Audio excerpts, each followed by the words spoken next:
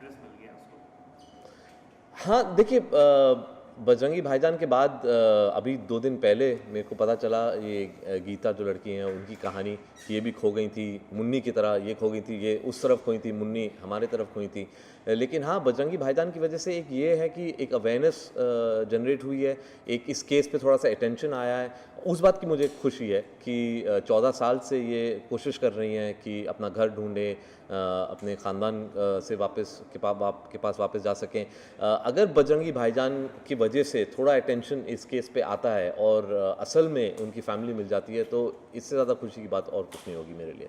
ये शायद फिल्म की वजह से लोगों पे इम्पैक्ट पड़ा, आपको लगता है कि बहुत सारे ऐसे लोग हैं जो उस देश के यहाँ पे और यहाँ वाले वहाँ हैं, कुछ जी, एक जी। ऐसा कम्युनिकेशन होना चाहिए जिसकी उनकी प्रॉब्लम सॉल्व हो जाए, तो इस कंट्री से वहाँ पे जा सकें और वहाँ से यहाँ सकें? जी, बिल्कुल, आई थिंक बजरंगी भाईजान की वजह से थोड़ा अटेंशन इन चीज़ों पे आया है। जो लोग खो जाते हैं, जो गलती से बॉर्डर क्रॉस कर जाते हैं, उनके साथ क्या होता है।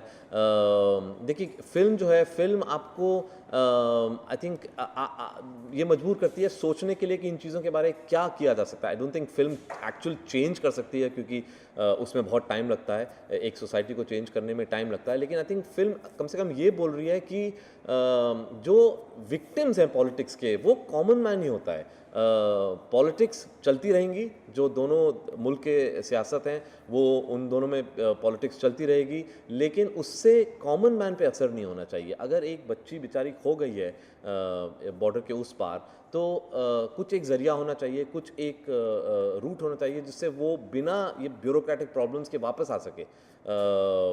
अनफॉर्चुनेटली एक बार या पार कर देते हैं तो फिर वापस आना भी मुश्किल हो जाता है, ना वीज़ा ना पासपोर्ट, वही सब चीज़ें जो फ़िल्म में भी हमने दिखाई थी। तो अगर इस फ़िल्म से थोड़ा बहुत भी असर पड़ता है इन चीज़ों पे और थोड़ी चीज़ें आसान हो जाती हैं, तो मुझे बहुत खुशी होगी। आपने कभी इमेजिन किया था कि शायद इस तरह की आपकी फिल्म की कहानी रिलेटेड कोई रियल लाइफ में भी ऐसा इंसिडेंस हो सकता है, और पहली बार इस बारे में आपको कब पता चला? जी, रिसर्च के दौरान तो थोड़ा बहुत हमने देखा था कि काफ़ी केसेस होते हैं जो लोग गलती से इधर-उधर या तो यहाँ से उधर बॉर्डर पार करके चले जाते हैं या वहाँ से इधर आ जाते हैं और फिर काफ़ी ऐसी कहानियाँ जो ज़िंदगी भर वो बेचारे जेल में बिताते हैं। तो ऐसी कुछ कहानियाँ तो हमने सुनी थी, लेकिन ये एग्ज़ैक्ट केस गीता का केस तो हमें कुछ 2 दिन पहले पता चला और काफ़ी आई थिंक सरप्राइज़िंग था ये क्योंकि बहुत ज़्यादा रिज़ेम्बलेंसेस हैं। छोटी बच्ची जो बोल नहीं सकती, बॉर्डर के उस पार खो गई है। तो इसलिए मैंने जब कहानी सुनी और फिर मुझे फ़ोन आए चैनल्स और न्यूज़पेपर से, तो मैंने सोचा कि हाँ, आई थिंक इस चीज़ के बारे में हमें बात करनी चाहिए। अगर किसी भी तरीके से हम हेल्प कर सकते हैं इस पे अटेंशन लाने के लिए, इसके लिए थोड़ा-सा और इन्फॉर्मेशन आगे चैनल्स और न्यूज़पेपर्स के ज़रिए ले जा सकते हैं तो अच्छा रहेगा इस केस के लिए। इस कंटेस्ट में